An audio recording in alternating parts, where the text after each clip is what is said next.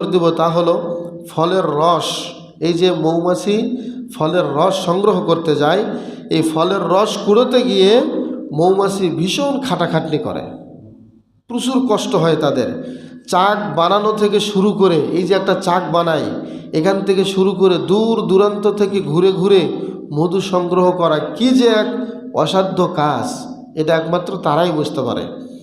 তো সেই অসাধ্য কাজটিকে সে খুব যত্নে এবং শিল্পীর মতো করে আঞ্জাম দেয় এবং খুব আগ্রহ করেই তারা এই কাজটি করে।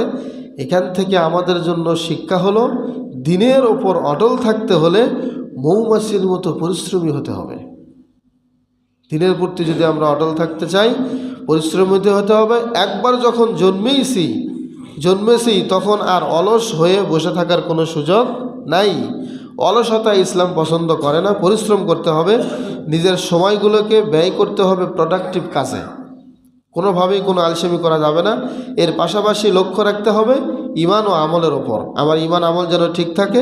কেননা শুধু নিজে খেয়ে বেঁচে পারা, নিজে খেয়ে বাঁচতে পারলেই ভালো, মানব জনমের উদ্দেশ্য কোনোভাবেই এতটা তুচ্ছ হতে পারে না।